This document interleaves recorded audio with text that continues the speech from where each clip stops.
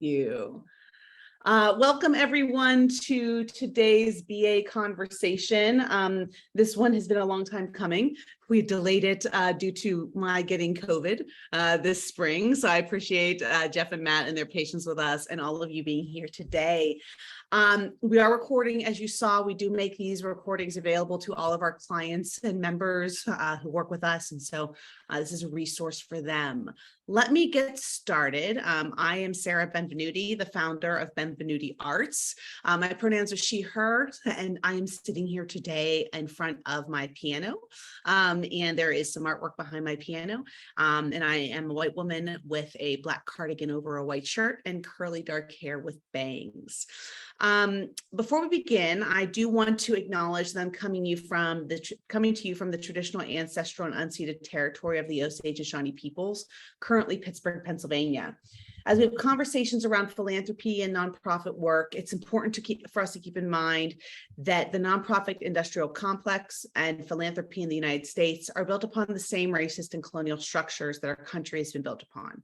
So as we have these conversations, it's important for us to question these structures and identify areas where we can change them. As we at Benvenuti Arts give advice, I hope you will always help us question whether it's not only helpful, but also just. I am thrilled to introduce Jeff and Matt from Deep Breath. Jeff and Matt formed Deep Breath to be a catalyst for change, to assist organizations in making progress on big and difficult goals. Their role is to help illuminate and navigate the complexity and uncertainty facing organizations that work to improve people's lives and our planet. Jeffrey Golde is a teacher, executive coach, facilitator, and entrepreneur who uses a wide range of skills to help individuals and organizations make an impact in the world. His background is in the arts and education, portions of the nonprofit sector, where he has been a board member, performer, and leader.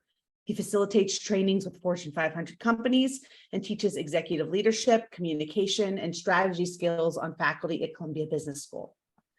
Matthew Kennis is a seasoned advocate, strategist, and fundraiser with over 17 years of experience in operational and strategic leadership roles.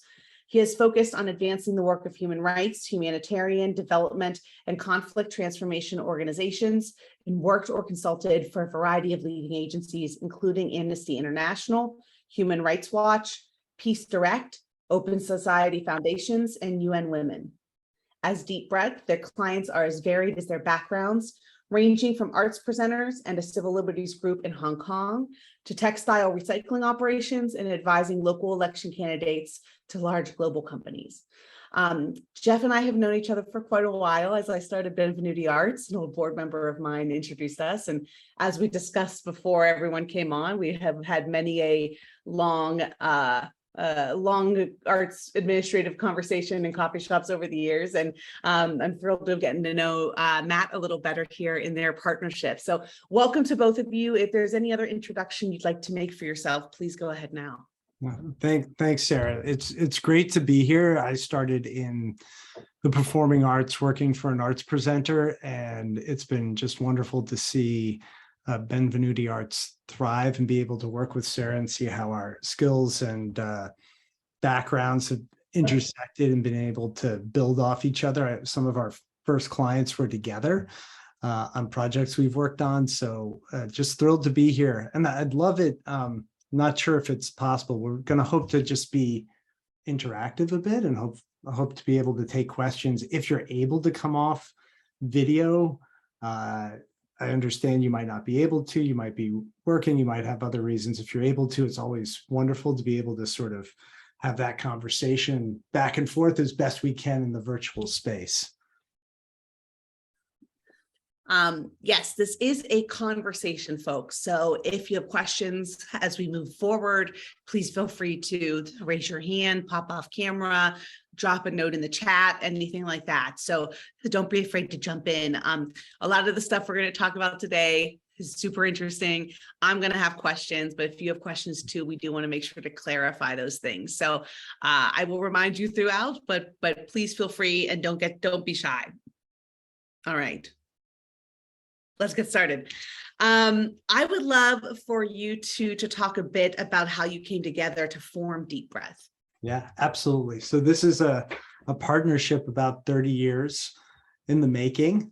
Matt and I have known each other for a long, long time, and we've had very differing paths. I'll let Matt talk a little bit about his and how it intersects. But as I said, I started out in arts, education, public television, public radio, so NPR and PBS.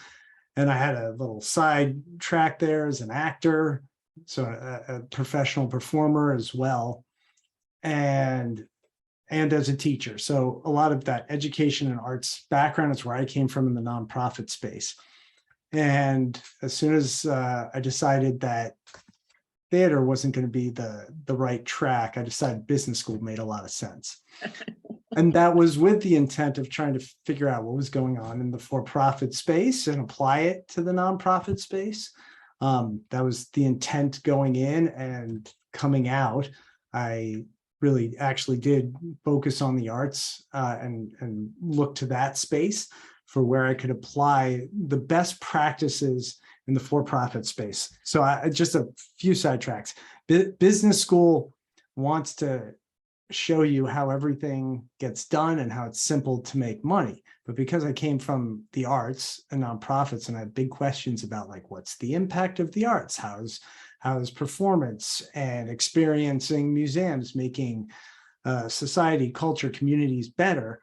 I wasn't quite getting those kinds of answers there, and the nonprofit courses were not answering my questions, since they were all about how to raise money, not about how to make an impact. So impact became important. Frameworks seemed limited as well. I was doing a lot of improvisation with master improvisers. So I was looking for, well, okay, a framework or sort of a formula for how you run an organization sounds great, but what happens when it doesn't go exactly as this very simple model you sort of throw out there explains? How do you figure that out? How are you going to navigate those really tricky problems? Mm-hmm. So as I was going down that path, Matt had already been dealing with many of those many tricky problems in the human rights space. And since we've been friends for a very, very long time, we would be talking about those, the tricky problems, the problems people were ignoring, right? So even seeing that philanthropy was taking on projects where there are easily measurable outcomes, but not all the outcomes we're looking for are easily measurable, like improvement of life in countries that are,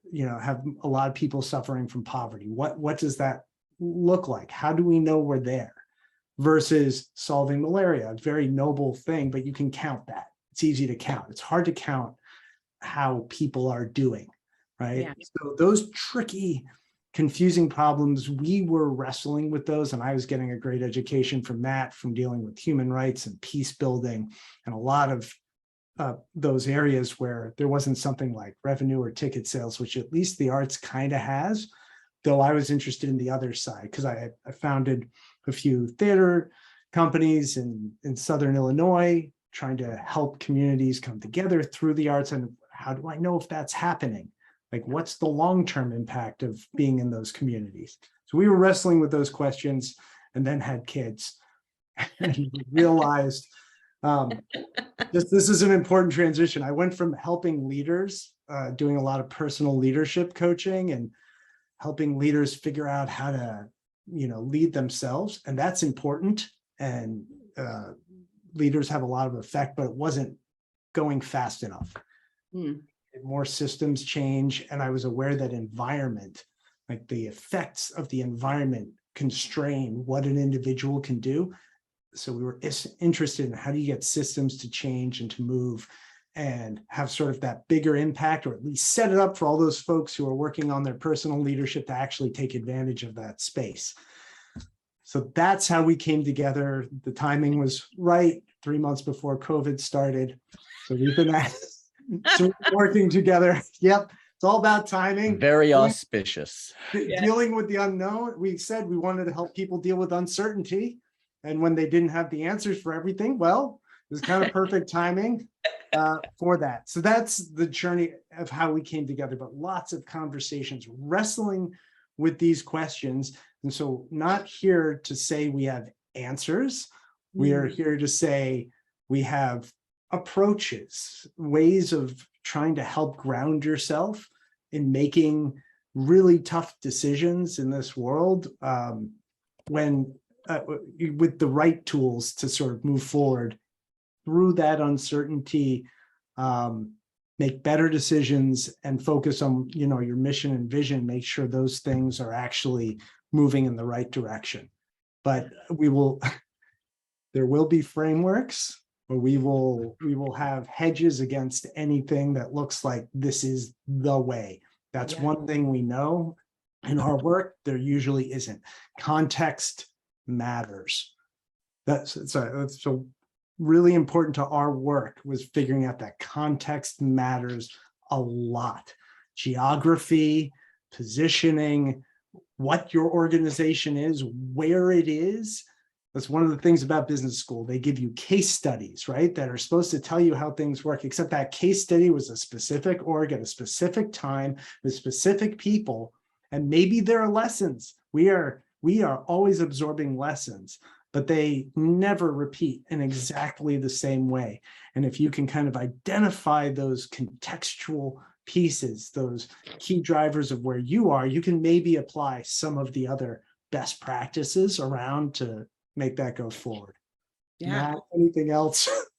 Good. Well, so you covered a lot, which is great, and it's great to see everybody. Just so you know, I have a bit of a cold. It's a non-COVID cold, so apologies if I'm sniffling as I am right now. The only thing to add, just so we can get into the rest of the conversation, one or two quick things. There are a million management books out there. And similar to what Jeff was saying about case studies, they all purport to have the answer, and yet they tend to be these snippets of information that don't necessarily give enough context and are not necessarily transferable. So, as far as we can tell, there is no core course around decision making. There are all kinds of ways to teach assessment and analysis and data analytics and all of these things. But the things that you all find in your day-to-day work and in your lives as persistent challenges have this relationship to what is likely a different kind of problem than we think we're dealing with. So business and society assumes best practices, answers, and solutions exist to all kinds of challenges. And the more likely scenario is that there are no perfect answers to the kinds of challenges and questions that matter the most. And that's where we hope to engage. The things that are tricky, the things that are persistently frustrating are the ones where you really need to spend as much brain power and time and energy as possible. And we don't, at the societal and cultural level, have good ways in which to deal with these things that seem very, very tricky and persistent. So we hope we're going to engage in some of that with you today. And give you some grounding as well. That's a scary place to be. So there's some things you want to be able to stabilize yourself in there.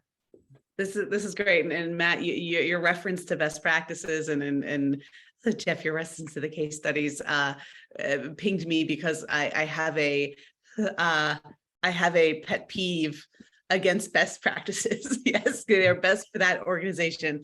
And I feel like I hear that phrase less and less the longer I've done this work with Femininity Arts, but coming out of graduate school for arts management, best practices. And we will get clients who come to us who sort of say that. And it's like, well, you can't do that best practice that you think that you've read about, because you are one person running an organization. Like, how are you going to do what that massive 100-person organization is doing? This is exciting. I'm very excited about this. I've of course got the teaser beforehand, but I think you guys have set it up well.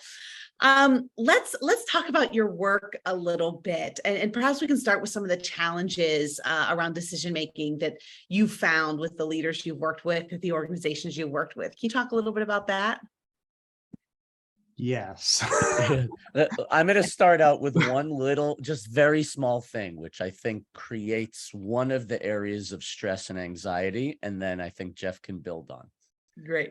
Leaders, when they're hired, or leaders when they assume those roles, are assumed by the people hiring them, and often in the way in which they present their own abilities, as already having the answers.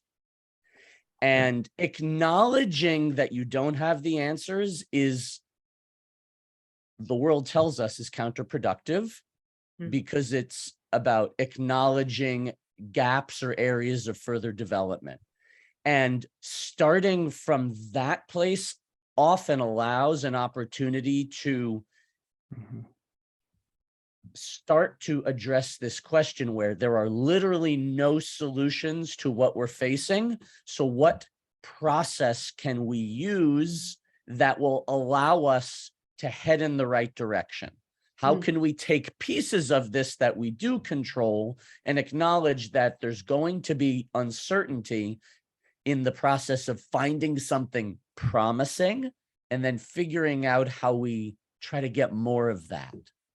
Yeah, I feel very called out as a consultant, by the way, because people always, of course, come to us because they think we have answers for things, and half the time we are talking with them to figure out what the answer is for them. And so don't tell everyone that, but that's the deep dark secret of what we do. But yeah, it's more complicated. These questions are more complicated, and being able to say, well, I don't have the answer, I don't know the answer, is just a really important first step that we need to be more accepting of, it sounds like.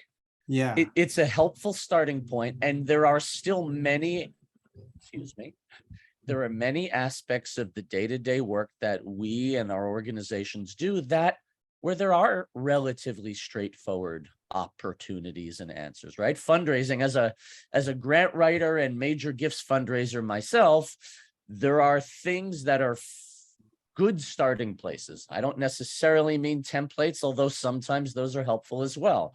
But there are all kinds of different approaches that have tended to be more productive than others. And then what's important here is sensing when things shift, right? If you've done something and it's worked for 5 years and then something shifts, it's about stepping back and asking the question, like, what is changing? Is it something that we know, or is there actually an unknown that requires some exploration? So the challenge is that we're expected to know, and a lot of the leaders we work with feel they need to express they have the answer. So one of the things we have to do is become trusted enough that folks can express what they don't know, because that's what we're looking for. Because we're not the experts generally in all these fields. We may have some knowledge. I'm not an expert in the arts world anymore. I know enough about it. That's the breadth part of Deep Breath. Matt and I are curious. We know a lot about a lot of things that helps us go deeper and bring us sort of diversity of thought, but we're not trying to be the experts. We're the experts in sussing out where the important decisions are, where the important cogs are, and then you need their expertise when you come down to sort of a way forward to actually make the decision. We're not trying to make it for them. So a lot of leaders also default to making the easy decisions and focusing on the easy issues because there's quick wins, there's a sense of progress. That's important, actually. We wouldn't say get rid of that. Sometimes you actually want your organization to feel a sense of quick wins and progress. And so you actually focus on a few of those easy things, right, to get out of the way. Generally, there is some bigger piece that if you could work and solve that, will unlock a whole bunch of other things that will go much smoother down the line, right? So leaders need to, we're talking about uncertainty and tricky problems. The core trait a leader should have is to be able to hold that uncertainty within them to allow others in the organization to get about their work. Now, maybe they can distribute a little of that for help, right? And asking for it, but it's they're the ones who should be sitting with those tough, tricky problems and struggling and like, staying up late at night, racking their brains over that, then figuring out how to work with the organization to move it forward and the others involved. But instead, because everyone does this, they want to stay in their comfort zone. Leadership's about being uncomfortable. And if I could just quickly, as an aside, Shakespeare knew this. His best leader, who still messes up, is Henry V. And Henry V is the only king who really vaguely succeeds without dying, right? In the first one. And then, and he makes a lot of mistakes afterwards, but he has a whole long speech about the weight of being the leader and the tough decisions he has to make that sit within him. So not everyone has to be a leader. Not everyone, it's not about whether you should or shouldn't. You should know what comes with it, and you don't have to kind of take that on from an organizational perspective. Did we even answer the question?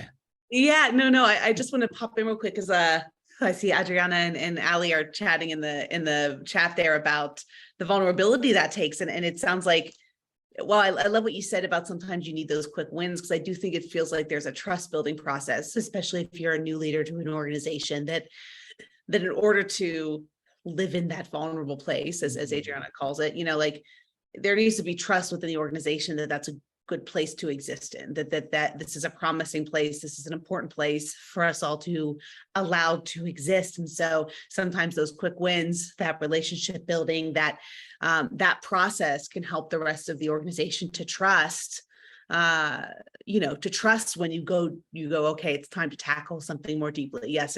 And Ali, I will not be staying up late. None of us will be staying up late, we promise. But yeah, that is a very hard space for, I think, a lot of leaders to sit in, because they don't want to have those questions come up of like, what are you doing? Yeah. I think one, if focusing on quick wins is intentional, that's often very good and important.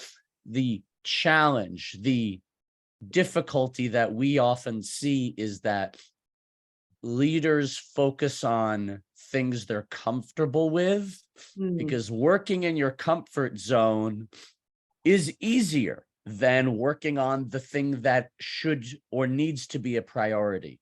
And having a way to check that prioritization, check that default is important. And it doesn't mean you don't do quick wins. It's about knowing what you're doing and why you're doing it. You also, we really well, it's really related to decision making, but leaders don't usually in this sector, especially the whole nonprofit sector, do not assume the leadership CEO ED position because of their leadership management strategic skills. They assume it because of some operational excellence, and the board decision making around that is sometimes a little misguided. They don't know what criteria to base this decision about a leader on, so they go to what's easy. Which was how we all judge things. They were operationally experts at marketing. We need some marketing, so let's put a marketing person at the head of the whole organization. But it's not a marketing organization, and now you have a marketer. Now, it doesn't mean you shouldn't put the head of marketing there, but it's because they have a whole bunch of other, again, difficult to measure skills. Very hard to know how to kind of measure how people will approach the problems they're facing, and whether they have that skill set, that roundabout skill set, that ability to adjust, to really focus on context, to know the right questions to ask. And that's probably what you're looking for in that leader, and be the face of the organization. Or if they're not, make sure that they're balanced out with people who are. Yeah. I mean, we could go down, I think, the entire path of this discussion of visionary leadership and the way leaders are hired. We've definitely had this experience with clients of ours where they're looking to hire a leader and it's just false start after false start. And it's not because that person is a bad person or isn't good at what they do. It's just that what they do actually wasn't what was needed in that leadership. Ali, go ahead and jump in, ask your question. I think that it's important to like notate the difference between like growing or like watching team members practice leadership versus like sitting with the responsibility and being in like that like leader role, right? Like, because I do that to my staff all the time. I think they want to stab me for it most of the time, but like I'll be like, all right, like minimal direction, go, like let's see what you do, and then like come back, disorganized chaos. And it's like, okay, well, now I know the baseline. Now I know the assessment. I know where you guys are approaching it from, and we can have a better cohesive like experience together. And like, maybe that's a horrible approach, but it's slowly working and working, I think, better with in our team, and like is letting me to get, especially as someone new to that leadership role, get a better idea as to where those team members are and like how to best support them in their growth, while also like making sure that we're tackling things cohesively and in like this like, we got this together, guys, like we're gonna get through it process. So Yeah, go ahead, sorry. go ahead, Sarah. And I was gonna say leadership development, I know is something Jeff has worked a lot on. And I do think that, developing leadership skill sets and working from that perspective, and then sitting in that seat of leadership.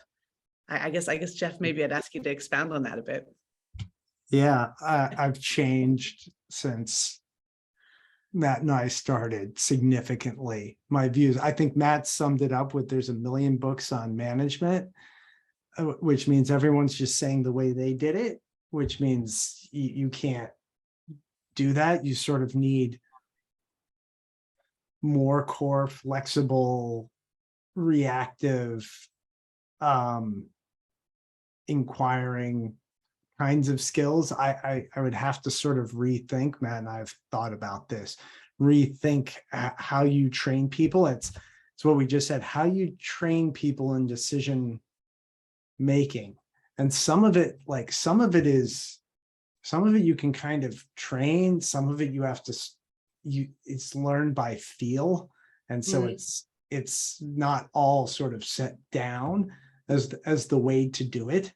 And a lot of it's about how you think about the world and then what you do with that.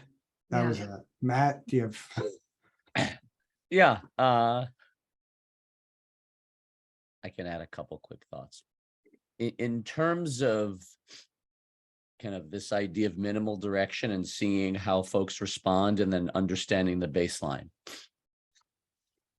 If the general assessment is that the team has an intention to grow and develop, then creating very wide parameters to see how they initiate, how they interpret, and then how they actually execute can be very illuminating.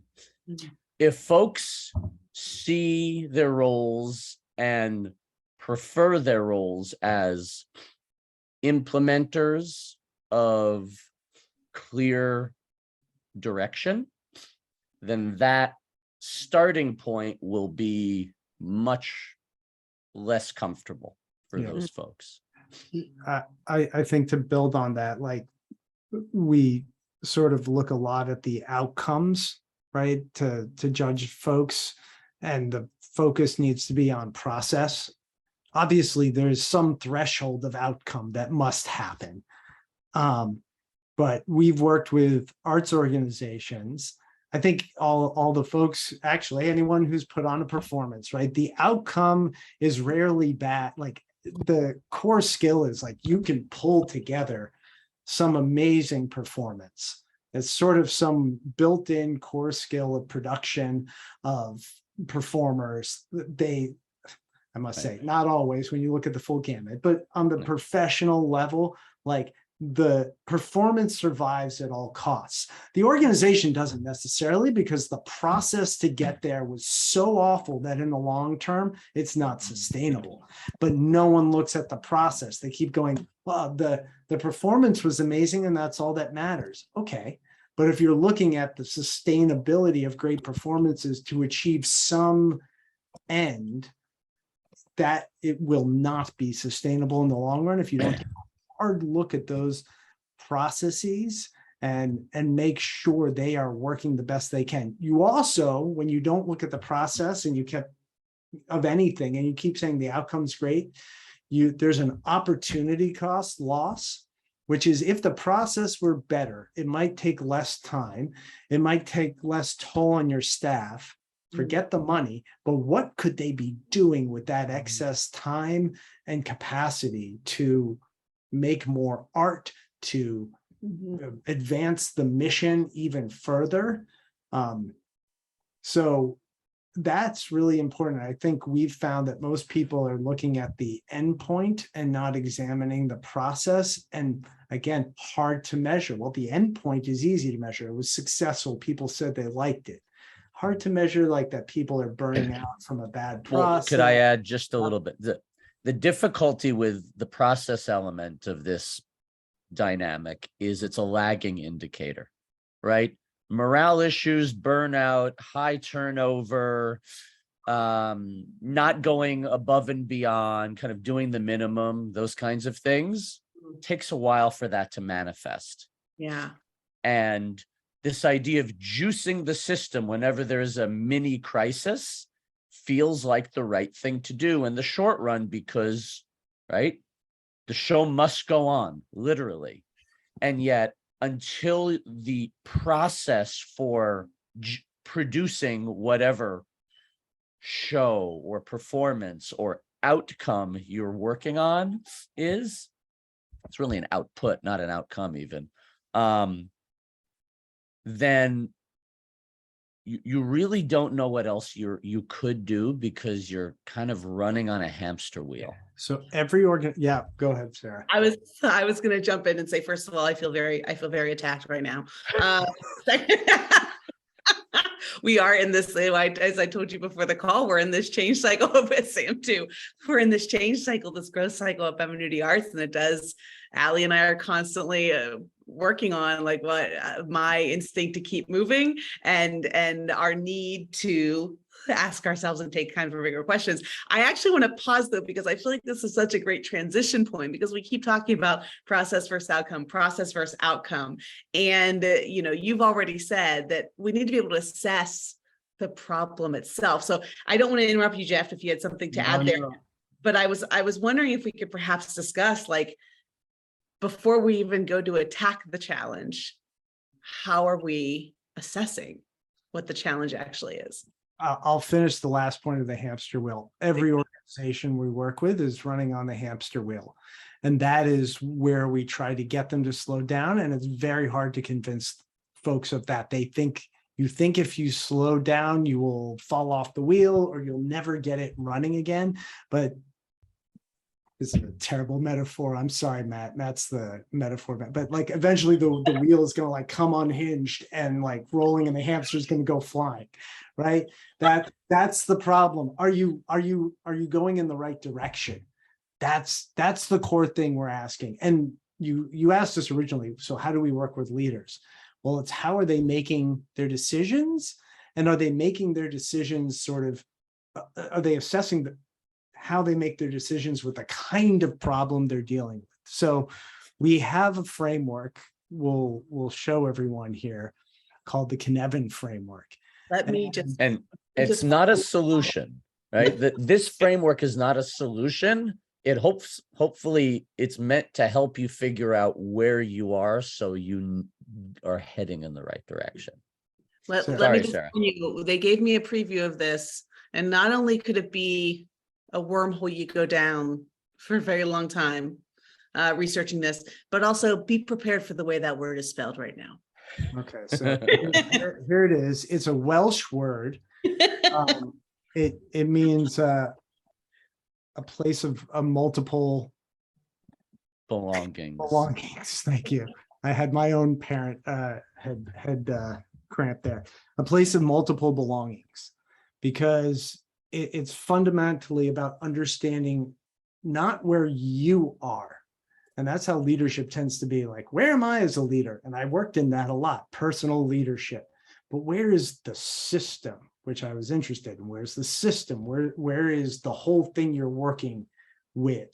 So this is a framework for helping to understand the kind of problem you are dealing with. And then there's some ways you approach that.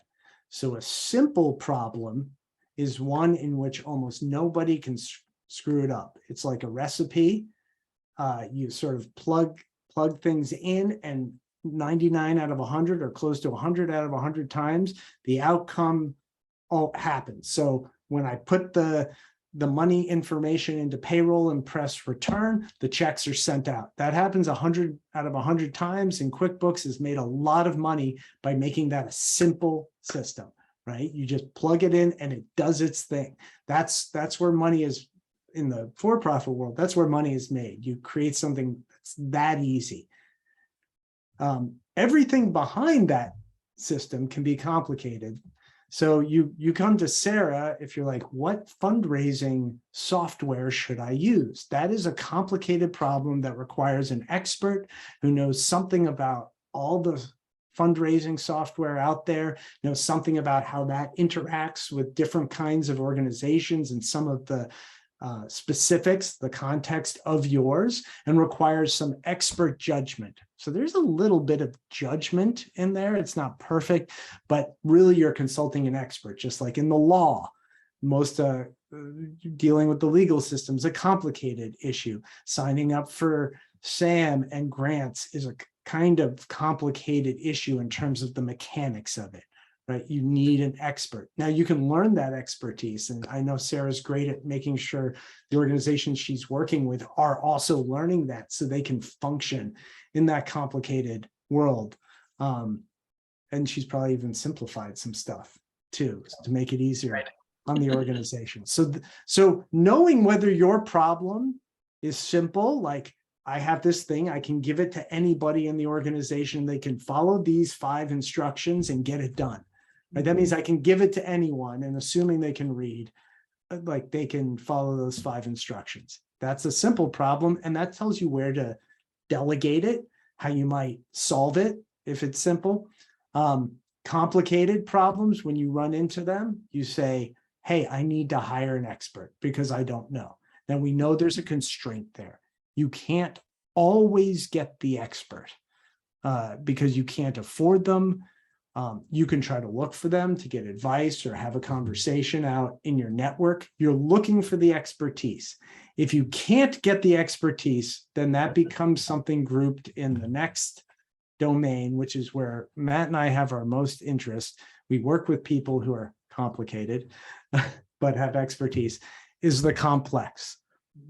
And this, the best way to describe the complex domain of decisions is there is no cause and effect relation that you can discern. There may be one, and you're trying to figure it out, but you don't know what it is. You don't know the effect of your, like I said at the top, the effect of your performance on the growth of your community. Maybe we are interested in measuring and trying to figure some of that out, but we don't know that at the moment. So things without cause or effect relations, which is a lot of the work we do, which is a lot of the mission and vision stuff we're working towards. And usually in the vision part, that big lofty goal to change the world, we're a little piece of that. And we don't even know really how our little piece necessarily interacts with the whole big system. So there are no best practices here. And the confusing thing is a lot of people come in and say they have best practices for these kinds of problems, but really they're solving for some other issue, or they'll try to put you through a process that is not dealing with the complex one. They try to bring it down to complicated. Now, these are intentional terms. They get misused or used differently. People will say, we have the simple solution to your complex problems. No, because they wouldn't be complex problems if there existed simple solutions. Matt, do you want to jump in just on this part? Yeah, just one quick thing. Knowing where you are is a huge element of the challenge here. And one thing that may be helpful for you to notice whether you're in the complex domain space is if the same kind of issue keeps repeating and you find that you're not able to solve it, it is likely that that means there's no single best answer or best practice. And that can be a moment to say, this is a different kind of challenge because we've tried the way we think it's supposed to work and it keeps not working. And that requires, in this approach, a different way of trying to make progress, which we'll talk about after Jeff kind of introduces the fourth aspect. Yeah. So yeah, the other bits here, which I think, well, they're very relevant to the last 2.5, 3 years. The last little bit here is chaos. And that means you don't know what the heck's going on. They're right. The only thing the only thing to do in chaos is make a decision. Any decision. You're trying to get yourself into a complex place because it's chaotic. So the thing people tend to not do in chaos is take action. This is not where, Matt with emergency medicine skills is very good at this. I'm good in some respects, like with my kids, right? You take like immediate action if something happens with your kids. You don't sort of sit and assess and go like, what's actually happening here? You don't know what's happening. So you do something to try to stabilize the chaos and just at least move it into complexity. It's not always a bad state, but it is one we enter into. And the first step is to get yourself out of chaos and start working on a complex issue. And then, Go ahead, Sarah, go ahead.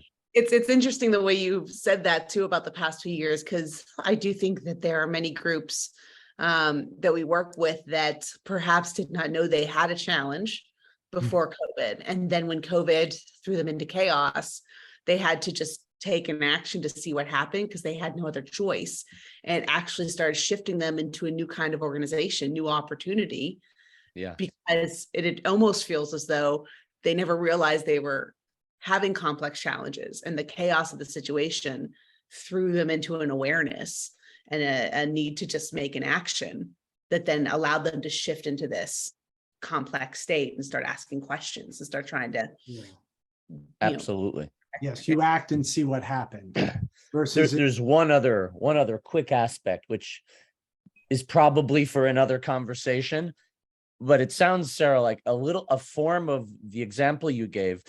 There is a way to harness controlled chaos, and that is for the purposes of intentionally creating space for creativity, for new ideas to emerge. But that also requires a very kind of a structured process and an ability and willingness to live in deep uncertainty, but within some boundaries. That we're probably not going to focus on that today, but it is possible to do that as long as the kind of the playing field is clear to everyone involved. And let me just give performers and sort of arts-minded creatives their due, because I do a lot of improvisation workshops with both business school students, well, mostly business school students and business folk. They struggle mightily with the idea of, so improvisation is perfect for a complex world. Like you just do something, right? You have to just do something and see what happens and react to it. And there's an abstract nature to it. And the business folk can't have a hard time making abstractions or understanding uncertainty.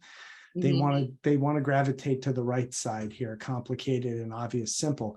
We worked with a group of Berkeley students who are performers, producers, songwriters, and like they were coming. We use improv theatrical exercises as a way to abstractly get at some of these types of concepts, and they were coming up with all sorts of amazing connections. So there is a reason, and a mindset in the arts, right, that allows you to kind of deal with the abstract, the lack of constraints that are uncomplicated, that could help in some of these domains and get you get you to some of the right answers. But and then let's get to the middle, because I see this in the chat, which is the confused state. And this is what I've said, leaders need to be okay here. And there's two kinds of confused. There's a confused state where I don't know where this problem sits. I don't know if this is simple, complicated, complex, and chaotic. So it's I know, I don't know, which is a great thing to be, because most of things in the world you don't know. So you don't know. If you know you don't know, the best thing to do is assume your problem sits in complex and take actions that are needed there. The worst part of confused is I think I know, but I don't know. And that is incredibly dangerous.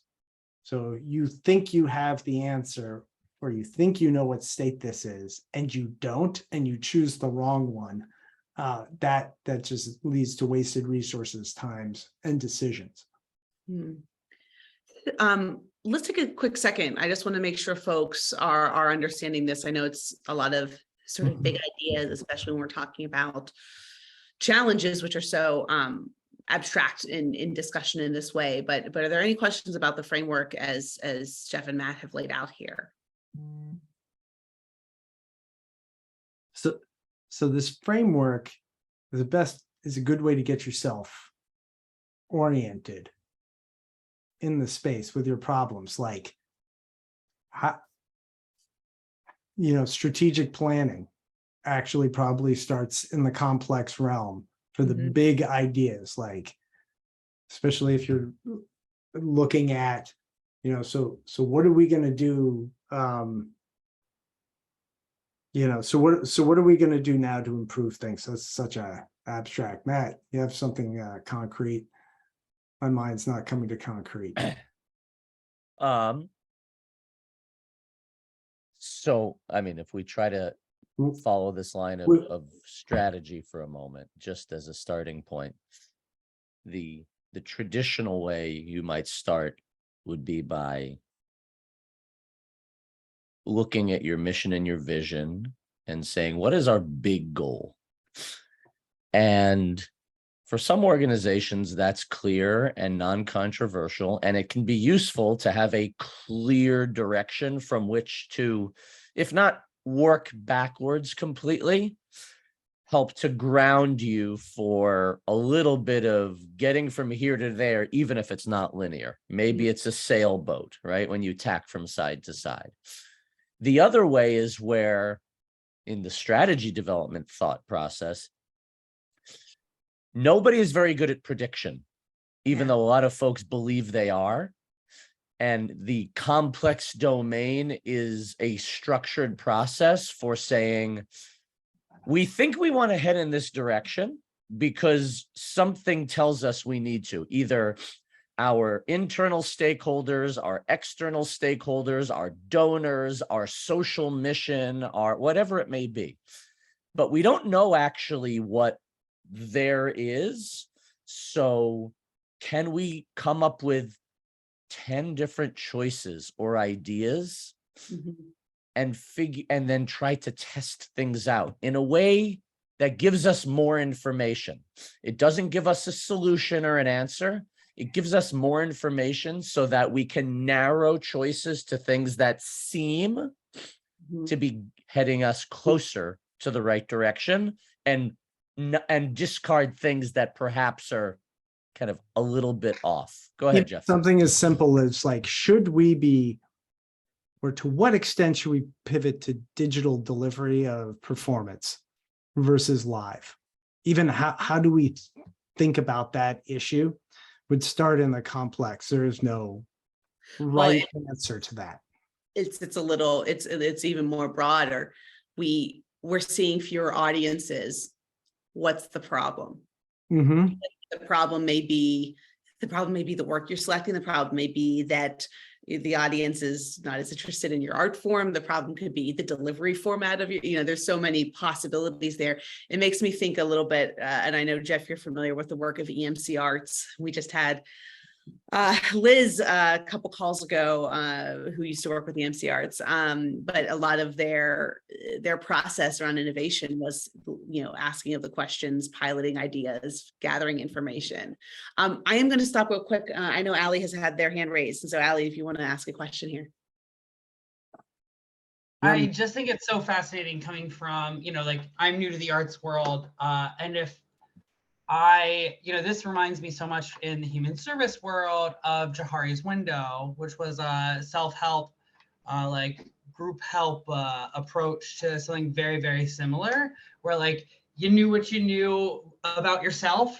Other people knew what they knew about you. Like, you don't know what other people don't know. Like it's such a similar perspective. And like knowing the Cinefin framework came out of like IT, like, right, if I remember right, like this comes out of, I want to say Microsoft, but I could be wrong, like out of the IT world. And like thinking about like that comparison, how like, in the 50s, there were these crazy group therapists going on about how like this is how we should assess ourselves, and then speed forward to whenever computers came out. I think I was like 10, so 2000s, and like we were talking about looking at the same concept as how we should be assessing situations. I just think that's it's a fascinating. So there are tools in here. To your point, it's actually the tool. Well, you can do what Matt and I just did about what are 10 experiments you can run. Well, you don't even have to. You could. Sorry, you mentioned 10 variables. So like you could run an experiment in each variable, and the way you get out of complex is running multiple experiments with low cost of time, money, risk at the same time. Not one, and it doesn't matter in complex. But what you want to do to get there, if you have the time and resources, is in complex, you want a snapshot of the system. And there are tools in this, if you go down the road, for finding out how the system of people describe itself. And they do a lot of work with indigenous folk and other marginalized groups, but how everyone in that system has a narrative, and it lets them put their own narrative up and then bring those narratives together to see where it's giving you areas where you might, as Sarah, you said, you like shifting the organization. Here's like, it will starts to illuminate 7 to 8, 10, 20, 30 different areas where something might be happening. And this is might be happening there. And then you do you generate a bunch of experiments with some possible measurements, and you go into there and see what happens. Not this will happen or this is the way. You see what happens. It's a way of approached. I'm on the board of my local library. I'm like, we're not going to raise $500,000 to change the children's room because we have no idea how some designer will design it. Maybe they'll do a focus group and then they'll design it and they won't have thought of 50 things. Instead, why don't we just get $30,000 together? And why don't you get some ideas from the kids and then do little bits of that, a couple rolling carts, try a couple different orientations of the room, see how people actually use it and let it emerge. And maybe some of the folks here know the idea of like emergent strategy, but like you see how people are actually interacting with the system before just designing. Yes, like taking baby steps before you design the big plan for implementation. Can I add one other? That to somebody today. Oh, I just sorry, thought I Alan. would casually mention. No, it's good. Absolutely. One quick thought, and then I'll go to Samantha. Society incentivizes expertise and knowing the answer. So it is very hard to not want to represent the thing where you get the best and most positive feedback from most of your surroundings. Mm-hmm. And this idea of contingency, of hedging, of experimentation is not part of the dominant culture at all. In almost any educational environment, this is not what's taught because it's not what's valued. And for things that really matter, what's taught and what's valued tend not to appear. because the big stuff out there are these marketing stories, and we're trying to get below the surface so Yeah. that organizations working on things that do really matter have better skills to be effective, sometimes under the radar. It comes back to I know Adriana said earlier, the vulnerability is to live in the space of uncertainty. It takes a lot of confidence in an organization and their board and leadership to say, we're going to take the time to figure this out, and honestly, it takes, it is challenging to go to a funder and say that, oh, you want to give us money for this process, which you only want to give us on a 1-year cycle. Oh, okay. Like that's incredibly challenging. That dominant culture is something we have to then push back on to be able to get the time and the resources and buy-in to take the Absolutely. time. Yeah. And then you play the game and you learn what you can while you're playing the game. Yeah. So that's a decision too for leaders. What % of your time is operational, and what % of your time can you dedicate to this? And we know there's organizations to stay functioning might need to be 70% operational, or maybe you're at 90, maybe you're at 95. That seems more realistic. Can you bring it down to 90 and then create 10% time for this kind of work and thinking? Because remember, what Matt and I will get to, hopefully get to this, but we have a value in long-termism. So can you sacrifice your survival or something about that now for a long-term outcome or change? We would say 60-40 if you could, 60% strategic, 40% operational for small arts organizations, if you can. We understand that that's a tough road. That's a really tricky. I think, just from this time saving point, and it's something we talked about a little bit. If you identify the type of challenge you're facing, you've probably already saved yourselves hours and days worth of frustration. Yeah. So it's worth slowing down, because if you get it right at the identification level, you're already way ahead of the game. Yeah, no, I know this is something a little smaller, but I remember the first staff member I hired that was more like consistent part-time staff than Julie, who's on this call and has jumped in on grant writing over the years. But the person that I hired to be like, oh, you're going to do like 20 hours a week, solidly part-time. That's what I need. And I just did not think about, like, where was the organization going? What were the actual challenges I was facing? And why did I feel like I need to bring on someone besides Julie and I, to be in that position? And the person I brought in was amazing, and it was not right, because what we actually needed was something far more foundational and supportive than what I had sort of wanted, because I had these big ideas, right? And so it was a big learning lesson for me to take some time to think. The problem is I continue to work fast and try to take time to think, and those things don't connect. Samantha, did you have something you wanted to add from before? Yeah. Sorry. Yeah. Woof. All of this is amazing. So much. Okay. So I definitely think we're functioning. I have to use us as an example because that's the way it's effective in my brain, but we're a theater company, 5 owners, and we're devised and all that stuff.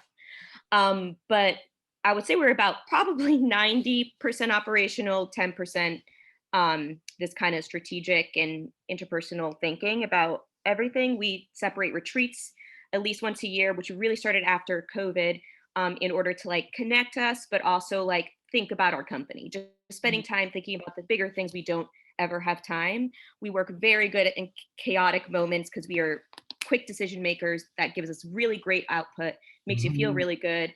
But we are identifying so many things right now. We're about 9 years in. So a lot of things are changing. We want to go to a nonprofit. We might have someone transition out of the company and bring somebody new on. Sarah, so much to tell you. We've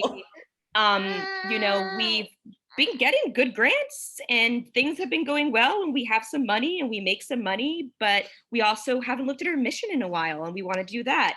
So how do you identify, the process for our last show was not good. It did not go well. Everyone was so burnt out after us talking about not being burnt out. So we have repeated issues. So how do you know in this, so sorry, but in these small moments, where we are only giving 10% to this right now, like, how do you know what to focus on when you can identify so many different possible trickiness that we're experiencing? Yeah, I think the first step is to identify and write down. Too many times, I don't know how much of this is in your guys' head and just talking about it. Like, get it up all in one space. What are all of the things that you think might be causing the trickiness? They might all be causing the trickiness. Then could you group some of those things together and like get to some themes of those that you're like, because maybe that gets you to this sort of central idea, because maybe 5 or 6 of them are related to together. And then you're sort of again in that, maybe that complex zone where, okay, now we're down to like 5 big ideas. Let's come up with and it doesn't matter because you actually don't know which ones are having the effect on your group. Doesn't matter which ones you pick, you come up with a bunch of things you're going to do about that. Now, that Kennis framework is to give you a framework, which I said at the top, we just like frameworks, but this is a framework just like to help you think about where you are. And that is what a lot of those little 2x2 frameworks do. They help you just they're there to help you get like some sort of sense or starting point, but too often they're taken as the answer. Where you are. Matt and I think that mission, vision, and values, which are talked about a tremendous amount, can also be an anchoring point for decision making and figuring out what to do next. And instead of those things sort of sitting there, and we've noticed people not knowing what they are, including people who've worked at organizations for like 20 years, not knowing what they are and not referring to them when they make tricky decisions. Like, I don't know what you went through, but should we do this show or not? The first place we would have you go is look at your mission, vision, and values and see what answers are there, if any. It might not be, in which case there's another set, but like, does your mission, vision, or does your values, for example, contain anything about the artists and their well-being in order to serve whatever greater mission and vision? Well, there you have like some information about which to make a decision. So those things should not just be for your website or you think they're good. They're integral to how your organization runs. If our artists are burnt out, they're not going to make good art, and that's not going to serve the greater mission or vision. So like that value, for example, health. If health of art or health were a core value, it would be there because it's so essential to your mission. You can jump in, Samantha. Yeah, it's so funny. I do this exercise about values that we do for ourselves, as individuals. But I don't think we actually have very clear values that way for our company. Definitely mission and vision, but not values. So there is this so personal values are a great decision-making tool as well. So if you start at the personal level, if you understand your values and beliefs tend to drive how you feel about things, and your feelings drive your actions, right? So if you want to know why someone's behaving a certain way, figure out what their values are. Or if you want to change the way they're behaving, figure out what their values are, and then you're going to have to work to change their values, which are so deep that that's going to take a lot of work, right? So that's at a deep level. But it can also be informative to you as an individual about how you make a decision as a leader or otherwise. Like, what are your core values? Can you write them down? Can you derive them? And then can you maybe even order them, possibly, in importance? And then when you're making a decision, why is that decision hard? Like, is it infringing on your values? It tends to be when you're feeling bad about something, your values are being violated. And when you're feeling good, they tend to be, so your values are sort of being enhanced. So that's an important individual exercise. And maybe I have sort of like a quick way to derive some. Let's do that. That'd be great. I do have one other sort of comment on Sam's situation. It is interesting to me that this is happening around year 9. Not only is it interesting because it's happening post-COVID, and so many of the groups that we work with, just, what are we now that we weren't before? What is that? And let's evaluate. But I know many groups, particularly ensemble-based groups, who started in their 20s, and then when they get into their 30s, life has changed. And it's not only the reality of having a little Lola, having little people, or having different goals or different places in your careers, but yeah, there's a real, I think, defining of your own personal values through your 20s into your 30s that happens. And I've seen a lot of ensembles get to that point and go, oh, what are we together? Because each of us has developed in our own way personally. So it's a really interesting time, Sam, for you all to be revisiting this stuff.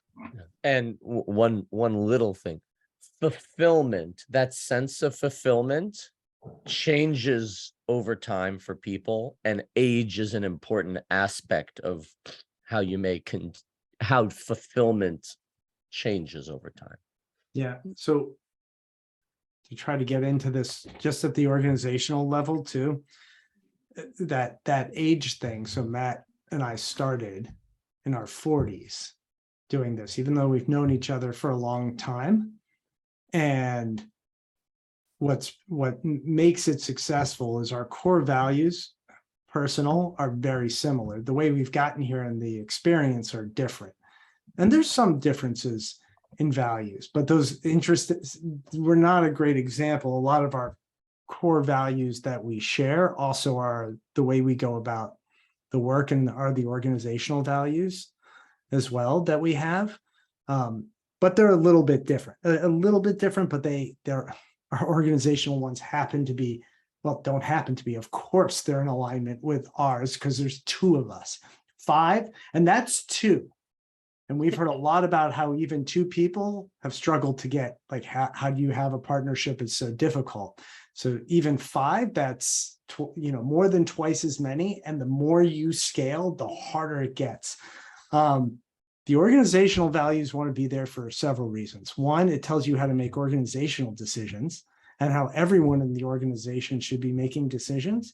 It also can help you find values alignment from the outside. So even if my sort of core ones are a little different from the org ones, if I can see them fitting in, that's what's going to create solidarity. So a lot of the work, actually, there's values work at the Columbia Business School where I'm at, and like success of teams is based on shared core values and then diversity on top of that. Diversity of experience on top of shared core values. So then you can have as much disagreement, argument, figuring out different perspectives and point of view, because you all know you're rooted in the same ideas and going forward. So the organizational values, though, want to serve what you're trying to do in the organization as well, so that there's a consistent brand that fulfills the mission, that allows you to deliver on the strategy related to performance. I was about to say, we did this for my local library, and we just have a 1-page mission, vision, values, and the board refers back to it for any decision. And we even put that in the minutes of how a decision relates back to some of those core issues there as a 1-page decision maker. Sam, Samantha, how are you feeling about that? Yeah, I mean, I think this resonates very much with what we've been trying to figure out in our very, very tiny moments of even, post rehearsal, post admin, and just talking about, like, because our last retreat went not so great, and there were context matters. So many factors kind of led to like it not being as productive, and usually it's very productive, and it didn't feel good. We didn't walk away feeling like it was a retreat for all of us as well. So I think, there's a lot of pressure to be like, why, and trying to do it in 5-minute, segments is really difficult with 5 people. So I think basically everything you're saying is aligning with, I think, what we are feeling and the direction we're going in. It's just sometimes when you see so many things, you're like, I don't even know what's common about them. Yeah. It's One, go ahead, Sarah. oh, go ahead, Matt, you go. If you perceive all of the big open questions, each of them as foundational, it's not necessarily clear that it would matter which you chose first, as long as you actually kind of carved out enough space to feel like you're making some progress, right? I might want to say that if each of you ran or clarified your own personal values, clarified the hierarchy of values when there are really gray areas and you knew what would take precedence. If all of you had that, and then you came together and then sought to derive organizational values as an amalgamation of your personal values, I might say that would be a good place to begin. However, it depends what might be driving some of this difficulty with the dynamic of the retreat. Is it about what you're performing? Is there a question of the mission that is more sticky than something else? You said that your funding is relatively stable for the moment. Is there something about the commitments you have made in those funding arrangements, which is actually generating friction at some level, even if there's a sustainability aspect which is alleviated? So it's hard to know without kind of, looking under the hood a little bit for each of those big areas. There's also, like Matt said, the act of just sharing your values means that you all know where you stand and what you can expect. So if they really are your values and you're acting by those values, then people know what to expect. So a family, if it used to be creativity was at the top, and now for some people, they're like, family is above creativity in some way. They will make a choice for their family over the theater. Just that probably will alleviate a whole bunch of contention, because you know exactly how they're making decisions, instead of them being like, I don't think we should do this show. And under that is like, I haven't had enough time with my family, but you don't. Oh my God. So yes, Jeffrey, yes. Like, so like I remember, because I did the exercise because I'm a nerd, but I like last year, mine was, I think, what was the most, I think it wasn't creativity. It was like, to service others. Like, I just really wanted to service others was important. And this year was security. Like, I just want to feel secure about everything. I love how Lola heard you say others, and Lola was like, no. Also, she's silent when you're here for me when I'm muted. So.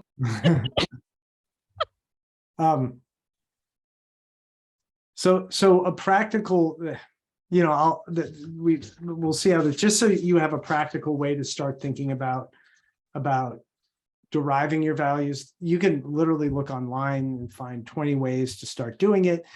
Don't jump too quickly to what they are. It's important that you are able to sort of write them down and define them for yourself. Doesn't matter what the word is, by the way, it's what it means to you. And then you have to explain that to others through, by the way, not just explain, through story. One thing through that complexity, complicated, simple, even through your mission, vision, and values, is that stories explain a lot more than sort of didactic language that different cultures understand differently. My wife is Swedish. She speaks with an American accent. And until I realized this, I didn't understand why we weren't getting each other. And that's because she hears the words differently, because she speaks another language, and culturally there's a different understanding. So with that in mind, the first thing you might do, and there's a lot of other ways to this, is you might write down, 5 or 6 things you do in your life that give you a sense of self-worth or enjoyment that you really like doing. So it might be tennis, singing for me, I suppose working with Matt's on there. So I might generate a list like that. I'll let you guys have like a second just to think about a few things. You get 1 or 2 at least.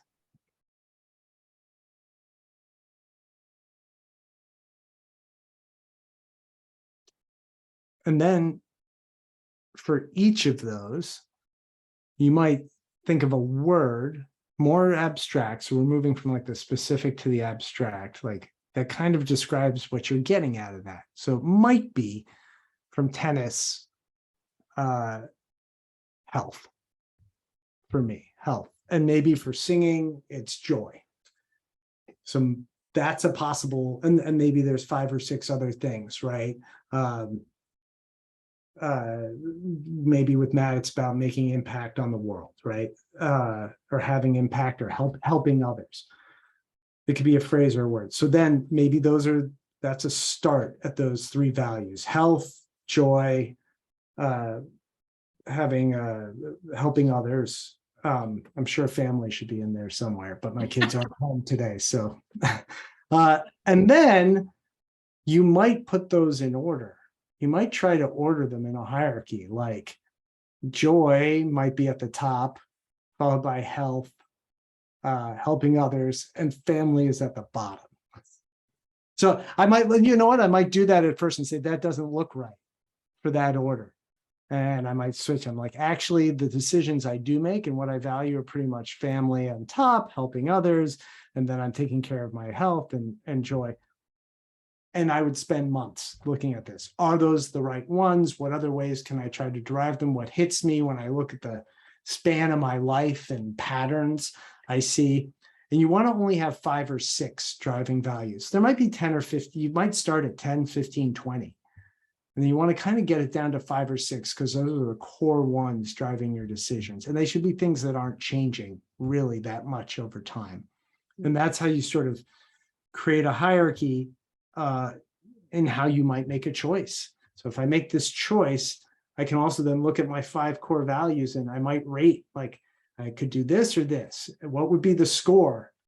So this is where you can kind of put a linear thing on a thing that isn't that linear, because it does help ground you. We do that because it helps ground us. So like, would this choice make joy, between 1 and 10, it'd be a 6, and this choice would be an 8. And for health on this choice, life choice would be a 4, and this one on a 7. And then I can look at that, and then I could say, there's some really great things on this choice, but health is low. Could I mitigate that in any way? But there's some ways I could approach it. This is very quick because it could be a whole couple-hour workshop we do. Yeah. Could I add one quick thing, Jeff? Jeff? Start to look. Yeah. One quick thing, and it's the opposite end of the spectrum, which is sometimes you're presented with a situation or a set of trade-offs or a difficult environment, and you get that deep, that pit in your stomach that something is off. That is an indication often that there's some deep violation of something you hold dearly that is likely to be a driving factor in what matters most to you. And that is likely to be one of your core values. And so the purpose not only of deriving the values, but the hierarchy is sometimes there is more than one plausible choice to make in any given situation. And one screen on that choice is whether or not you get that deep-seated feeling that this is off. And not only is it important to be aware of that, if you were to try to disregard or overcome that feeling, it is likely you were and take the path, make the decision where you feel like something is off, you are likely to regret it. And You're if you- likely to go back and challenge yourself and your thinking and your process. And if you have the values written down, a lot of, for whatever it's worth, the decisions people make are much better if you take it out and just look at those 5 values or 6 values. It really helps with the decision making and your actions every day in living by them. From a leadership perspective, for example, it's very important that people know what those, like we were just saying with Samantha, know what those values are so they will understand how you've made decisions. So that means you've been telling stories, not telling them what your values are. You've been telling them stories that illustrate what your values are. That's the most effective way to get people to understand them. Like, here's a story about why, so you can understand why trust or collaboration is so important to me.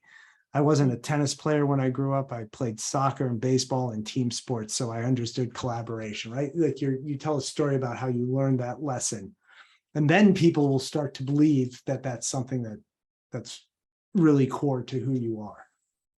And then we got to translate them to what do people need to know in an organization if they have to make a choice and the leader's not there? What can they use as a reference to make that decision without having to always call on someone? So it allows you to delegate as well. And then you can challenge them. Did you use our principles? Then that becomes about process and not outcome. You say, here's the Dobbs-Ferry Library mission, vision, and values. How did you can ask a question that's qualitative, like, how did you use this to make your decision? We can't really measure whether you did it right or wrong, but you can say, oh, the process was, I was like, engagement or inclusion was important, and that's how I made this decision in that moment.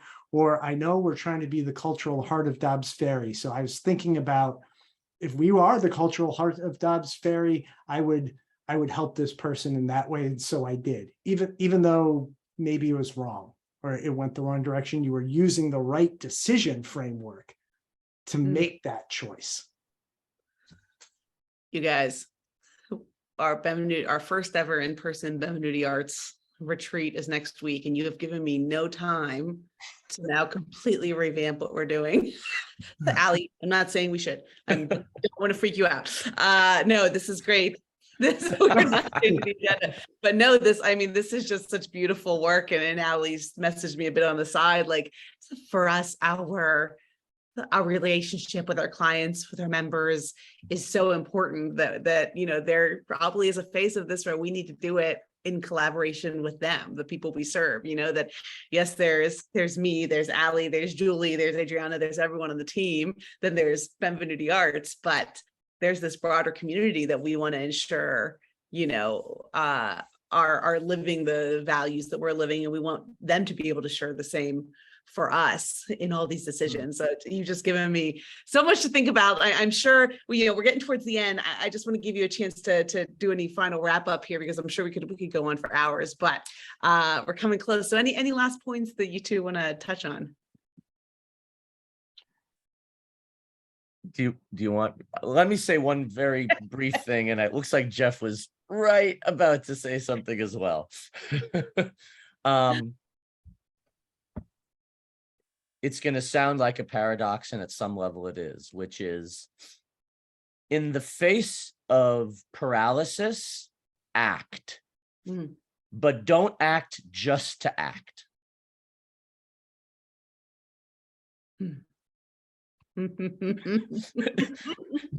I'm a man of, I don't have a lot of words normally, so I'll pass it to Jeff. I want to let people know that before the conversation, there was a discussion about how Jeff gets paragraphs and Matt gets a couple sentences, that's the balance.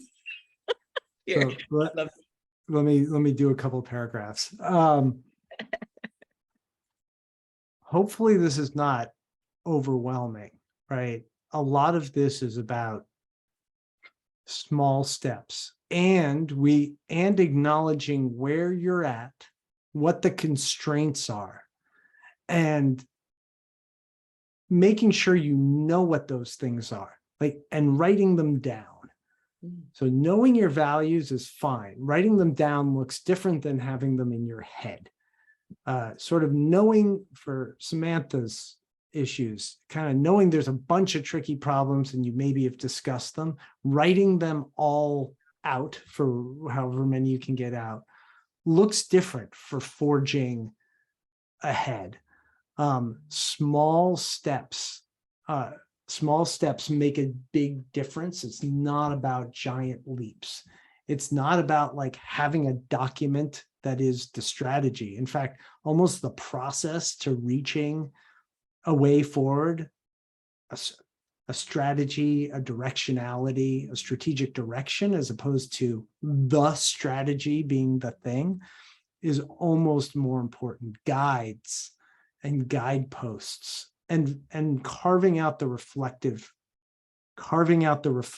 time to figure out what happened and what might be happening going forward. In fact, just doing that will probably make your decision making better. So if you just thought about what's happening in the world or what could go wrong if we go forward with this production, just even if you carved out 15 minutes to do that, that is going to change your thinking, and then you'll be on the road to making better decisions. I think there's some core values we have around this. One is you do have to be curious. You have to be perceptive as well. Are you paying attention? A lot of this is just about paying attention to your environment. And then you have to be oriented to the long term at some level. So I only say that one because most people are good at the short-term, day-to-day operational next steps. And that is important because you can't have things fall apart. So the core skills, can you teach yourself to bounce forward, look forward, kind of see what's going on, take in as much as you can, not everything, as much as you can, and then come back to, oh, look at what's in front of me. Maybe I'll be approaching it slightly differently. Yeah. Going forward. So one little concrete thing, and maybe this is little in the spirit of little steps. To the degree that's possible, carve out 30 minutes a week of intentional time to continue doing assessment and checking your assumptions. See where you are. Check if you need to revise where you think you are. Share information with others to the degree possible, because others, when you get things out of your head and you share them or you put things down on paper, new connections often show up, and it's really, I mean, basically you're adding much more resource and brain power so that it doesn't feel such an isolating position to be in, right? The challenge of leadership and decision making is it feels isolating, and trying to find ways, even small bits of time, to make it less isolating builds confidence that you can take that next small step of trying something. Yeah. Well, thank you both so much. This has really, really been wonderful. Folks, if you, I know that Jeff put in the chat, if you have a takeaway you'd like to put in there, I'm also going to put in the deep breath link there in case you want to check them out a little bit more. Thank you for coming to these conversations. We are conceiving of how they might shift in the future. So if you're interested in more BA conversations or stuff like this, please sign up for our e-blast on our website. Check out Deep Breath. Jeff and Matt, thank you so much. This was so great. I really could keep going, and I know we're going to have continued conversations on the team about this. But yeah, thank you, everyone. And that's that. Thanks, Sarah. Thank you. Thank you. So good to be with all of you. Have a good afternoon. Thank you. That was awesome. Bye. Bye.